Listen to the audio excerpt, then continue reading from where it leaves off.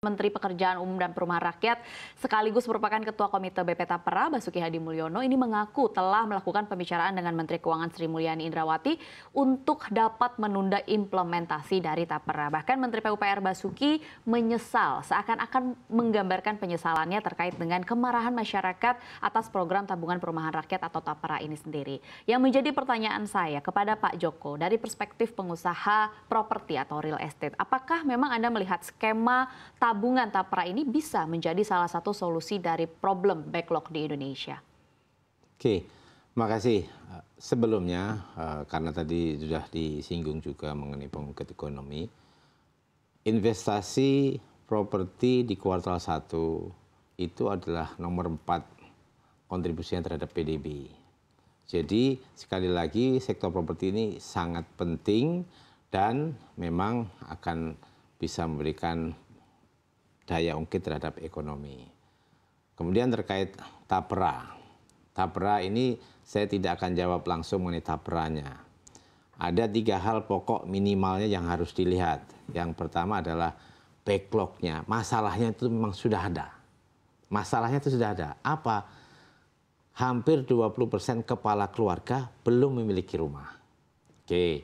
Yang kedua, semakin lama semakin tidak ditangani, maka ini akan semakin juga akan menurunkan tingkat kesejahteraan masyarakat. Karena apa? Hunian layak itu adalah indikator kesejahteraan. Yang ketiga ini yang lebih dahsyat lagi, maka akan ada inefisiensi terhadap APBN pada saat masalahnya semakin membesar karena infrastrukturnya akan semakin banyak karena infrastruktur itu diperlukan ketika ada perumahan, ketika perumahannya tidak terencana, terkelola, maka mencrok-mencrok itu tempatnya. Sehingga apa? Itu akan menjadi inefisiensi. Oke, jadi ada masalah dan ketika kita bicara mengenai Tapera, ini adalah upaya yang dilakukan oleh pemerintah untuk bagaimana mendorong adanya pembiayaan. Kita tahu Tapera ini adalah menggantikan fungsinya Bapertarum dahulu, ya. Namun sejak 2016 Bapertarum dihentikan dan sampai kemarin itu setelah kepres itu baru mau didorong. Nah, gimana rumah Tapera itu mau berjalan kalau mereka tidak memiliki dana? Mereka hanya dibekali dengan 2,5 triliun saat itu. Koreksi kalau salah varian ya. Jadi ini, nah. Kemudian apakah tepat? Ini adalah ketidaktepatannya adalah karena situasional. Beberapa waktu lalu pada saat saya mengikuti VFC World di Singapura sudah saya sampaikan bahwa keberatan masyarakat, kemudian kekhawatiran masyarakat ini harus diakomodasi dengan cara yang baik dahulu. Kemudian pertanyaan-pertanyaan masyarakat, kalau sudah punya rumah, kenapa harus ikut dan sebagainya. Kemudian kalau mereka yang sudah misalkan buruh ataupun tenaga kerja yang sudah mengikuti BPJS, mereka punya produk yang dikembangkan namanya MLT dan sebagainya. Itu seperti apa? Nah ini harus mendapatkan akomodasi penjelasan yang memadai sehingga masyarakat itu tidak bingung dan dibingungkan. Karena apa? Satu pejabat mengatakan A, satu pejabat mengatakan B, satu pejabat lagi mengatakan C. Kami dari pengusaha pastinya mendorong bagaimana pemenuhan atas anggaran untuk pembiayaan perumahan tadi. Seperti di proposal kami di Propertinomik, di sana pilar keduanya adalah pembiayaan. Nah, kita melihat bahwa permasalahan ini harus didudukkan dahulu dan kita pada saat kemarin kita agak menahan diri karena apa? Kita lihat bahwa ini akan ada protes yang keras, akan ada perlawanan yang keras karena apa? 3 hal utama yang bisa saya sampaikan. Satu, terhadap adanya permasalahan hukum ataupun korupsi, penggelapan, dan pengelolaan atas iuran-iuran yang kemarin itu pasti sangat membekas. Karena apa? Kerugian. Yang kedua, adanya tumpang tindih iuran ini harus juga didudukan. Ketika mereka sudah membayar BPJS, itu kalau yang MLT ini kan tidak masuk kepada programnya Tapera, karena MLT ini adalah untuk yang 500 juta ke atas. Nah, kenapa? Apakah mereka juga harus tetap dipotong iuran? Nih, yang ketiga terhadap mereka yang pendapatannya di bawah 4 juta itu akan susah mendapatkan fasilitas rumah melalui FLPP juga. Karena apa? Kurangnya RPC terhadap itu. Jadi kami sangat terbuka untuk ikut mendorong bagaimana pemenuhan perumahan, juga mendorong atas pembiayaannya, dan kami pada akhirnya akan kirim surat kepada pemerintah, karena pada saat ini sebenarnya ada anggaran atau ada dana-dana besar yang bisa digunakan, dan itu tidak dilakukan investasi langsung. Caranya adalah dengan dana pendampingan. Misalkan kita sebut saja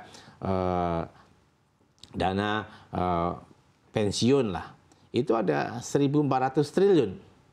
Taruhlah ditekankan bahwa 10%-nya harus ditempatkan itu dengan maksimal rate-nya 3% misalkan. Itu mudah, sangat mudah. Kemudian yang dari BPJS TK itu ada sekitar 300 triliun. Tetapi di Permenaker mereka harus didorong mendapatkan interest rate-nya sesuai dengan counter rate BI. Nah, itu yang akhirnya seharusnya itu bisa dikerjakan. Belum pengelolaan dana-dana asuransi, belum dana-dana lain yang agak sensitif misalkan. Tetapi sebenarnya bisa digunakan misalkan dana BPKH. Itu sangat besar. Ketika ada ketentuannya, misalkan 10%-nya, kan 10%.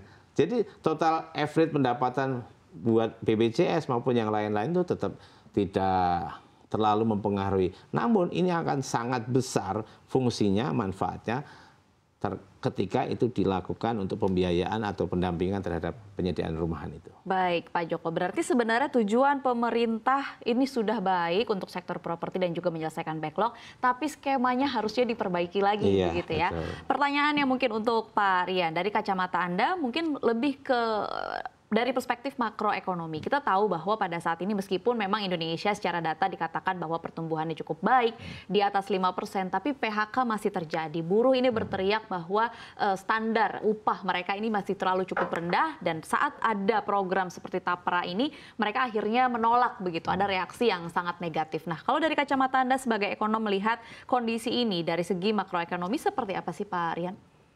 Oke, sebetulnya kalau dari view ekonominya yang sudah berjalan maupun outlook ke depannya, kita itu relatif baik-baik saja ya. Pertumbuhan ekonomi kita ya rata mungkin 5-10 tahun terakhir 5,1% lah, not too bad ya, cukup bagus. Kemudian angka-angka penopang yang lainnya juga dalam konteks leading indicator ekonomiknya juga bagus. Kita punya PMI, Purchasing Manager Index, tadi saya cek ada di angka 52, artinya dalam fase ekspansi. Kemudian dari sisi inflasinya juga di bawah 3% ya secara tahunan. In terms of economic leading indicator semuanya baik-baik saja. Nah, mungkin nyambung yang disampaikan Pak Joko, barangkali ada dua aspek yang saya ingin soroti mengenai tabungan perumahan rakyat itu. Satu, pilihan timing mungkin ya, timing. Ketika kita baru saja mengalami pesta demokrasi dengan segala hiruk pikuknya, kemudian di bawah tekanan eksternal ya, karena ketidakpastian ekonomi dunia juga setiap saat menghantui kita. Ditambah yang kedua lagi tadi ya mungkin dari sisi komunikasi dari penyelenggara Tapera itu mungkin yang tidak pas ya, yang bisa diterima menurut bahasa publik ya, bahasa publik, bukan bahasanya petinggi atau pejabat gitu. Nah, inilah yang membuat semacam hiruk pikuk lalu terjadi polemik yang akhirnya tadi kita lihat Pak Basuki Hadimulya terpaksa harus mengatakan kepada Bu Menteri Keuangan Bu Sri Mulyani untuk sementara waktu mungkin menunda dulu. Nah, kalau kembali ke maksud dan tujuan daripada tapera itu kan ingin memberikan opsi-opsi kepemilikan rumah terutama bagi MBR, masyarakat berpenghasilan rendah. Tentu sudah ada skim-skim yang sudah dipatok dan mungkin juga, nah ini yang saya akan loncat sedikit Mbak Dina. Saya khawatir di rule making rules-nya itu mungkin nggak clear ini. Rule making rules itu adalah proses penyusunan kebijakan ini apakah sudah melibatkan berbagai pemangku kepentingan ya stakeholder, terutama termasuk teman-teman dari pengurus RI, diajak diskusi nggak dari awal sebelum Baper Tarum di close kemudian berubah menjadi tapera ini, apakah proses rule making rules ini dilakukan enggak? Kalau tidak ya akibatnya begini, akan terjadi tanda petik ya resistensi atau relaktansi dari publik gitu. Karena mindsetnya adalah wah menambah beban, konsumsi kita menjadi berkurang dan sebagainya. Nah makanya solusinya adalah mungkin ya oke, temporary ini mungkin cooling down dulu ya atau cooling off dulu lah sambil para pihak ini ketemu dulu ya dari pengambil kebijakan di pemerintahan, kemudian dari teman-teman di sektor swasta ya para developer pengembang, timnya Pak Joko Suranto untuk yuk kita duduk ngobrol ini gimana jalan keluarnya sehingga konklusinya itu nanti bisa di buy in ya, bisa diterima oleh masyarakat. Jangan lupa kita bicara mohon maaf MBR. Masyarakat berpenghasilan rendah yang ya istilahnya itu arus kasnya itu sangat limited dibanding dengan kelas menengah ke atas seperti itu. Meskipun ini ada spirit bagus sebetulnya, cuman ini nggak dieksplorasi bahwa tapera itu adalah dengan topangan spiritnya gotong royong, kan gitu. Cuman ini nggak dieksplorasi dengan dengan baik, tepat sehingga nggak terendorse gitu Mbak Dina. Oke baik, berarti pertanyaan saya berkaitan ini dari jawabannya Pak Rian kepada Pak Joko dan ini mungkin menjadi pertanyaan terakhir, mungkin boleh sekaligus disimpulkan begitu ya dari dialog kita pada hari ini. Pak Joko, jadi kalau dari Ray sendiri sebagai yang mewadahi teman-teman developer atau pengusaha, kalau memang akhirnya ada kesempatan lagi untuk berkomunikasi ke pemerintah di tengah sejumlah fenomena yang sedang berjalan, salah satunya adalah janji pemerintah untuk menyediakan 3 juta rumah, kemudian yang kedua adalah yang saat ini sedang disoroti adalah terkait dengan tapera. Apa yang ingin disampaikan dari Ray, Pak Joko? Yang jelas ini problem bangsa, problem kita semuanya. Dan kalau ya ada 3 hal yang harus kita bicarakan adalah kita profiling mengenai market yang ada atau yang membutuhkan dahulu. Sehingga itu dibikin jadi captive market. Jadi mereka ya, misalkan kita 1 juta dahulu, 1 juta dulu mana? Nah, kita alokasikan, kemudian kita kerjakan itu. Karena apa? Tanpa focusing, tanpa determinasi nggak bisa. Itu yang pertama. Jadi kita profiling itu.